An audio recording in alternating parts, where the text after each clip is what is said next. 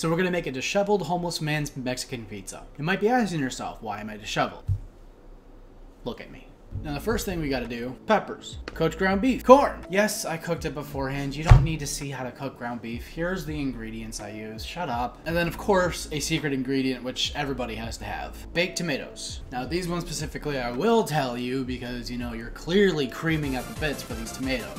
Sun-dried tomatoes, as simple as can be. You throw it in the oven, and you cook it for anywhere between 2 to 3 hours, about 250 degrees, and you marinate it beforehand, and you give them olive oil, salt, and a little bit of lemon juice. Simple as can be, and you essentially have, I know it's gonna sound stupid, but you essentially have ketchup tasting tomatoes, which I fucking hate ketchup, but it's good. Like I don't even like tomatoes, and I eat these just as they are right now. That might be a bit of a mood pick-me-up right there. But these are the toppings. With the peppers, you might be tempted to actually cook them raw. Do them either way, bake them in the oven raw or cook them beforehand so you get a little bit of flavor on them. It doesn't matter. Do what you like. 90% of what I'm doing right now is rage-induced. Do what you like. You already know how to do all this cooking stuff. Why am I even doing it anyway? Now for the base, obviously, need a dough. This is 3 days old. I've been letting it basically ferment non-stop. Have a nice pizza dough, but I've been basically letting this sit in my fridge for about 3 days now so that all of those flavors can fully develop. This is a super loose dough, but I'm still gonna have to proof it beforehand, but we're gonna have to put the base on there, which is gonna be 1. Leftover salsa. Why do I have leftover salsa is none of your business. Not leftover salsa, but it is leftover because it's already open. Don't question. Don't. Cremosa, key ingredient. It's fucking great. Just to see who gets mad in the comment section. Vegan queso. Why it's vegan? Give vegan things a try. Doesn't taste like cheese, but it ain't actually half bad. Surprisingly, the only thing that sinks is you have to warm this up to get it smoothed out. So when I'm doing that, I'll heat it up before I put it on my pizza dough, but it's not bad. And then obviously we're gonna use the most obvious cheese for a pizza ever, provolone. You were thinking mozzarella, weren't you? You were wrong! Mozzarella's not gonna work really well with the Mexican pizza, so legitimately just try out the provolone. You'll actually get a lot better. It's a little bit sweeter and it works better with the Mexican ingredients. So give it a try, tell me what you think. And then with your couple of sun-dried tomatoes, you just wanna give them a very light dicing. You don't wanna actually do them too much. I like to go with these cherry bits because they are extra good. And because we're adding it to one pizza, that's probably gonna be about enough, which I would say is maybe 3/4 of a cup. It's about 3/4 of a cup of dried tomatoes. You want to lightly flour your surface that you're going to be rolling your dough out on. And then with your 7-day dough, just roll it on out. If you leave it in here too long, it's going to be very loose. It's going to be a lot moister than you're really going to want it to be. So just, you know, work your way out. Try not to knead it while you're doing it. Just try to let it come out. You always got to give your dough a good spanking. I like to get the surfaces all doughed up a little bit with extra flour. Everyone does what they want to do differently. Honestly, it's dough. Just don't be one of those people that like goes, oh, you know, you have to do things this way. You have to be this. Just let it be. I'm just going to pinch off my ends a little bit here, and then I'm just going to start rolling it out.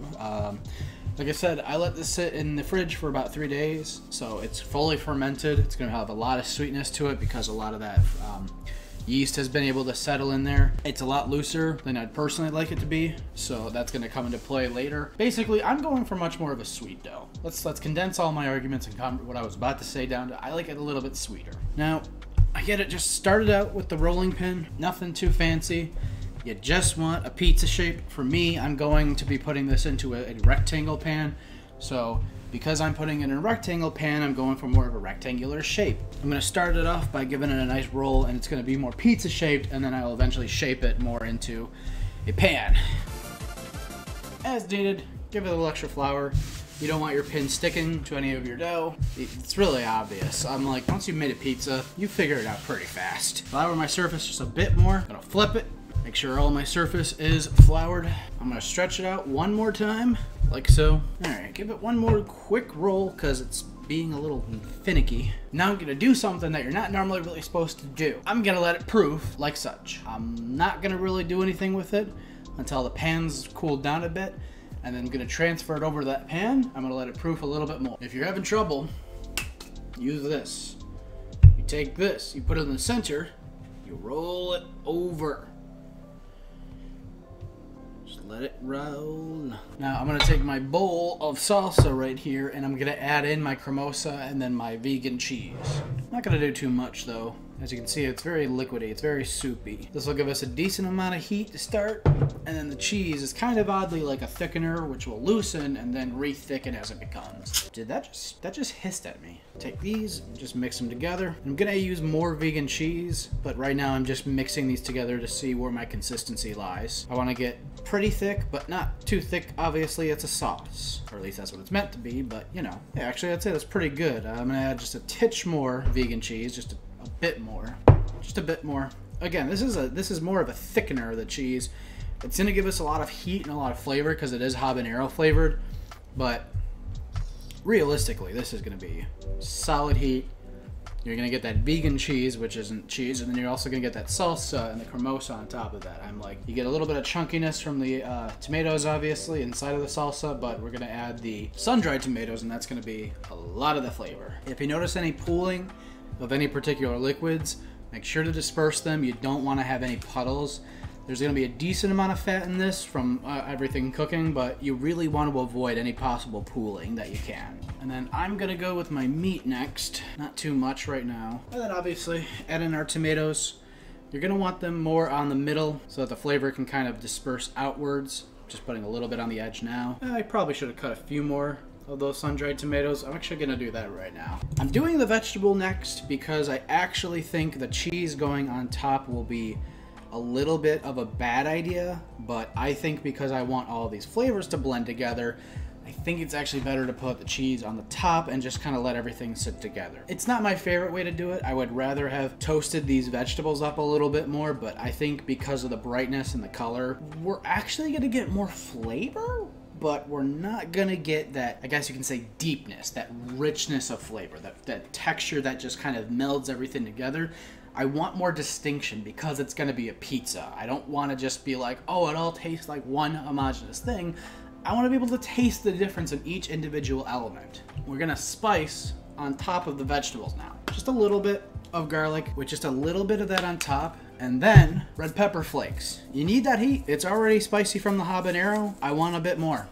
I want a kick. I want to bite in and be like, that's fucking good. And then cheese. Try not to overlap it. Honestly, you just want enough to cover it because it will spread out. But this is honestly not really a pizza that you want a lot of cheese on. It's really a lot more about the flavors and the complexity of the toppings, not so much of the cheese. And then like this, in the oven. And then you cook it. Woo! You know what would be helpful? Don't you fucking say it. A knife is a perfectly acceptable tool and you know it. Pizza cutter. You get a corner piece just because of that comment. Oh no, not a corner piece. Only the most desired piece of all time. Okay, well, you know what? It was nice helping you with this video. I'm gonna go play Animal Crossing. How did you help me?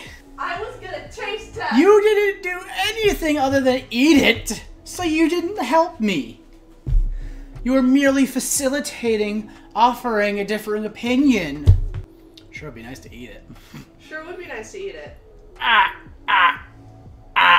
Well, definitely was still have it. It's really good. Oh my god. So far, the biggest thing that's standing out is the ground beef for me. Yeah, you do get a decent amount of that. Oh no. That's so good. The only thing that I have a small complaint about is I'm getting a lot of vinegar sensation. I would imagine from the salsa. That makes sense. But, oh my god, that is so good. That is fantastic. That is wonderful. I get the heat from the cheese, like the queso, I should say, because I use the vegan queso. Right. I get to taste all of the vegetables. I get a lot of that ground beef. I don't really taste any of the sun-dried tomatoes, though, so I feel like that was kind of a waste of point.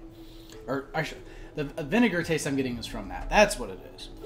The cheese from the provolone works really well, and the dough is just the right enough amount of sweetness, and as well as it's got that crisp to it, so you can even hear it. This is a solid. This is good pizza.